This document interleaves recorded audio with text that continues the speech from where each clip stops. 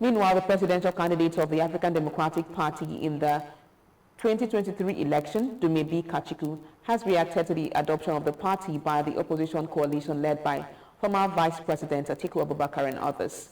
The coalition members in meeting in Abuja on Wednesday announced the ADC as a platform to challenge the ruling All Progressives Congress in the general elections of 2027.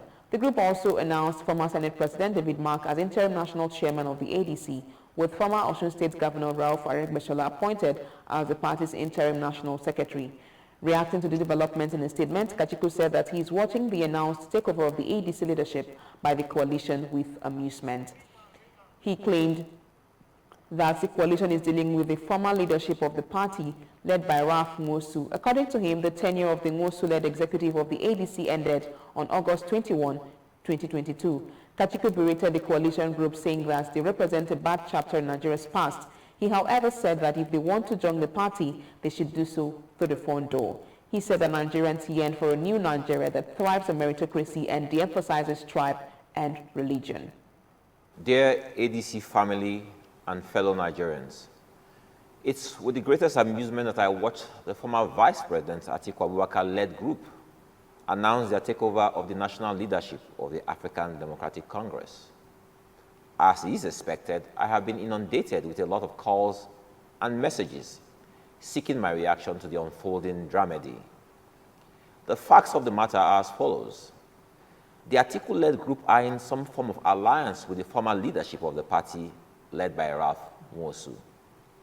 The tenure of the Nwosu-led executive lapsed on August 21, 2022, and his continued parade of himself as the chairman of the party was and is the subject of various litigations in different courts across the country.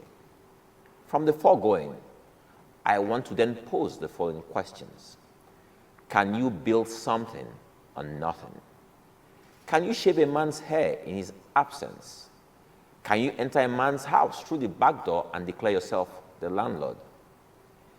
These yesterday's men who represent a bad chapter in Nigeria's past have bought bad markets from a man who represents a bad chapter in ADC's past. Nigerians have watched in amazement as this group of mostly geriatrics shopped around for a party to prosecute their chopping must continue ambition. This further cements the opinion most hold that political parties in Nigeria stand for nothing and will fall for anything.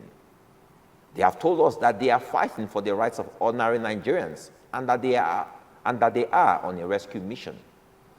But what is confusing to the Nigerians they want to rescue is that these men, made up of a former vice president, former governors, ministers, and political office holders, are the same people who have presided over the affairs of this nation for the past 4 decades.